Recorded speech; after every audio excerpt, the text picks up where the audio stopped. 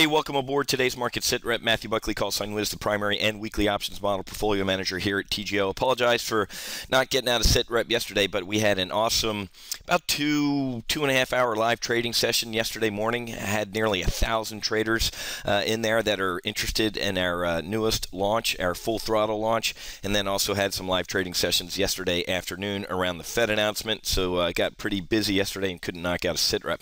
Going to be trading the close today, starting at 3:30. Going to do another live trading session today, trading the close.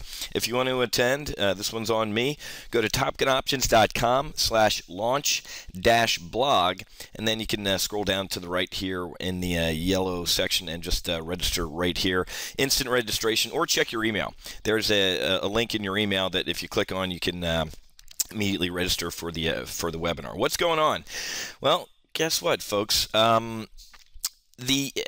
As I talked about earlier in the week, the market was completely stunned by Cyprus. Then the market turned around and said, all right, well, Mario Draghi at the ECB, the IMF, Christine Lagarde, the Russians, everybody's just going to backstop Cyprus, right? You know, after this, after Cyprios woke up and the government was going to seize 10% of their bank accounts if they made a certain amount of money and 6% or if they made this amount. And then the market kind of said, who cares? We know that the Fed, the BRNAC, the IMF, the ECB, everybody's going to prop everybody up, right? Well, guess what, folks? It really is a game of musical chairs right now. Everybody's walking around. The music's still going, but everybody's when the music stops, it's going to be a dog pile in the middle of the room to find a chair. And that's what we're seeing today in the market. The market's starting we're seeing a couple things in the market today. First of all, the ECB and Russia have essentially said, maybe we're not going to be that huge backstop to Cyprus. And ECB's threatening to cut funding on Monday, even though earlier this week the ECB said what? We're going to backstop them, quote unquote, within established guidelines. So now we're parsing words and we're into a word game here. Here's the bottom line, guys. The math doesn't work in Europe.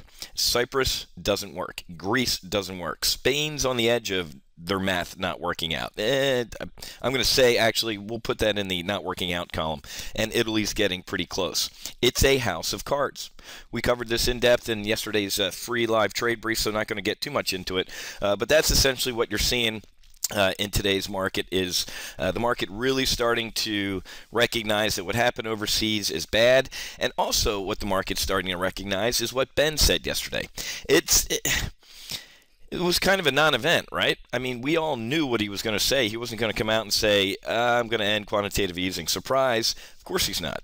He's going to keep doing everything he's been doing for the past, ever since the financial tsunami hit. This is him, folks. This is the Fed propping up the market. And I got to be brutally honest, I think the man's delusional. In his press conference yesterday, he said, I do not believe that there's a stock market bubble. He's the bartender, right? He owns the bar. He's serving this liquidity to all the market drunks and they're partying. So that's like him, standing outside and saying, I see no problem with all the booze that I serve everybody. It's going great. Until everybody goes out and crashes their cars or they have liver failure. It's going to end badly. So the man really is delusional that this wealth effect is having a good effect on America. I'm going to pretend I'm a liberal Democrat and say the rich are getting richer right now. The rich are the ones on Wall Street and other folks that are participating in this, and the poor are getting poorer. That is what's going on as a result of the BRNAC and what he's doing. So don't get me started. We'll talk about more of this during our live trading session this afternoon. But here's why the market's pulling back. You ready? We talked about this earlier in the week that this would be a market-moving number. First of all, existing home sales came in way weak, right? They missed their number, right? They hit a 3-year high. Great. They hit a 3-year high, but they missed the forecast of just over 5 million and came in shy. The Philly Fed came in with some relatively good news, but look at this. The Conference Board's leading index actually came in pretty strong. I said this would be a market mover, and guess what? It is. Based on the University of Michigan consumer sentiment number last week, which was really weak. Remember, that's why the market pulled back. This good consumer or Conference Board number is telling the market that we are choppy. the University of Michigan numbers and this number means confusion. The market doesn't like confusion. It'll drift up. I think today's a risk-off day on Cyprus and some of these economic reports, but we're going to continue to drift up. As I covered and will cover today, I think the big one is going to be a pullback on earnings. It's not going to be a Cyprus event because this is death by 1,000 cuts. I mean, pictures of people at ATMs and deadline this, and it really is a slow bleed. So it's not like the market's going to wake up tomorrow and go, you know what, Cyprus is really freaking us out and sell off. We have earnings coming up starting in about 2-3 weeks. So that's really where we're going to see a game on. So again, make sure you register for today's webinar. Going to be a good one. This is the weekly options model portfolio. We had a trade on a GLD on bear call spread and a bull put spread up $1,800 since Monday morning.